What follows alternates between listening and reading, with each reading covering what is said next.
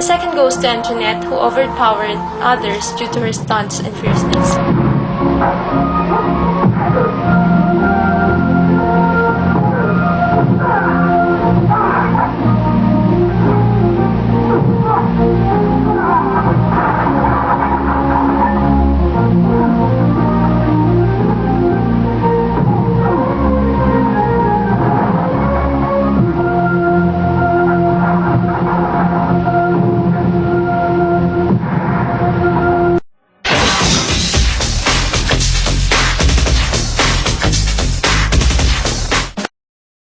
Our next, ang pinaka is the most striking costume of Darna.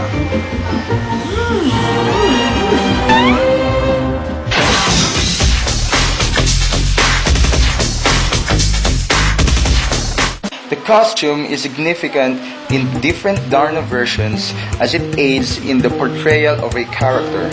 The costume sometimes symbolizes the characteristics, strength, and powers that Darna possesses. Just imagine a Darna not wearing its traditional Darna costume, right? Darna's costume improved through time. It varies on what is trending on the year it was produced and what can portray sexiness and fitness that is applicable in the eyes of the viewers. Gina Pareño's version of Darna is quite unique because it's the only Darna costume that is waterproof. Antoinette and Annette versions almost have the same costume with the other Darna, but more revealing and daring. The new part is the tiara. We can infer that the society is now being more liberal-minded based on the fashion and acceptance of this kind of clothes, which are very daring.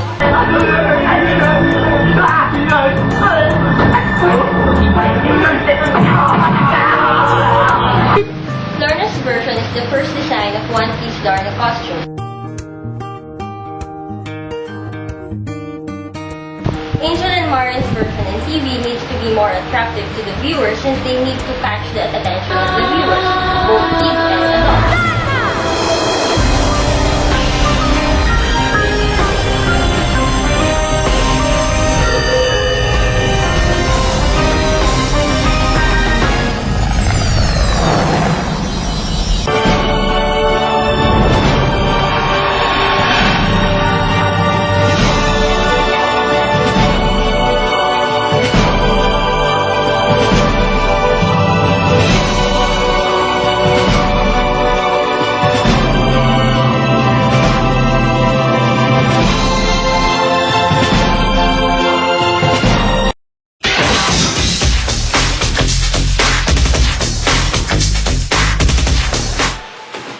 Now, jumping to our second, ang pinaka dandaran, the most iconic props. What's the most iconic props in Darna? Ano daw? This award is given to... The props are used by performers as symbols to explain plot and to convey meaning or genre.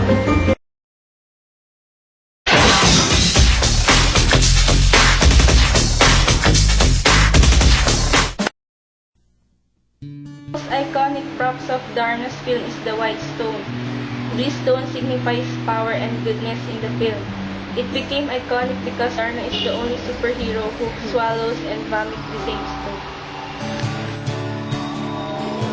Natin! Kunin natin! Wag!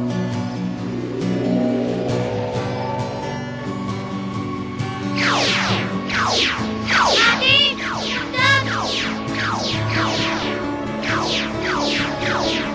Natin! Narinan mo!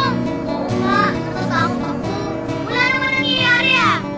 Kasi, yung panaginip ko, at saka ito, parang, ano? Tatawagin ulit akong Darna. Ikaw ang tanging tagapagmana ng kapangyarihan ng lahi na Danica. Ikaw ang tagapagtaguyod ng katarungan sa iyong mundo. Sa harap ng anumang panganib at kasakan, ang pagkamundo ang kasabutan. Ramutin mo ito at bigkasin ang salitang nakaukit dito.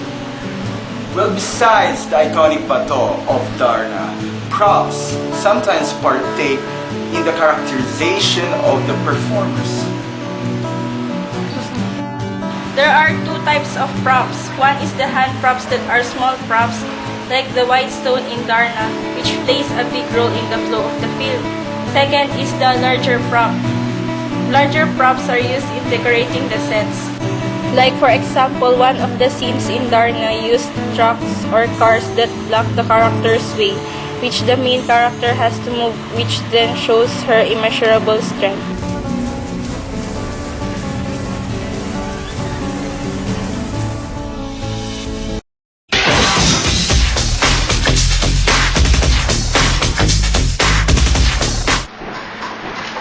Our first Ang Pinaka is about settings.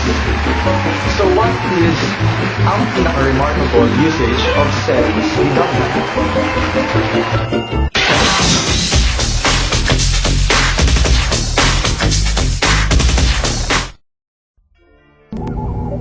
The importance of settings is in controlling the basic elements of cinematography. The settings control the other elements such as performance of the actors and actresses, props, and lighting.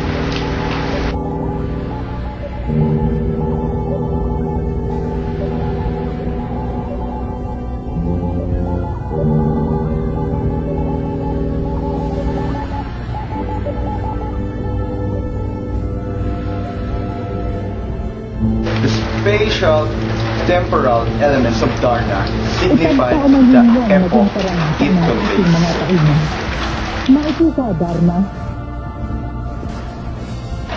The time when the film was shot can be known with the help of the setting of the film.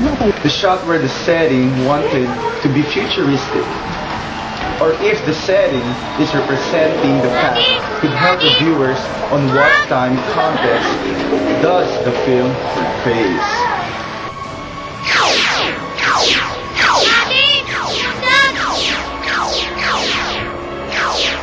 There were times when the scene used additional enforcers to let the audience feel the emotion needed by a particular scene. Sometimes, the settings help in the narration of the scene, even without any action from the performers.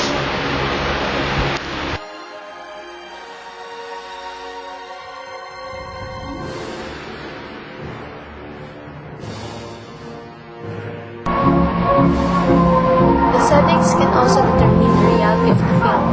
It is important because the filmmakers wanted to touch the heart of the viewers, and the best way is to let them believe in the realistic appeal of the settings.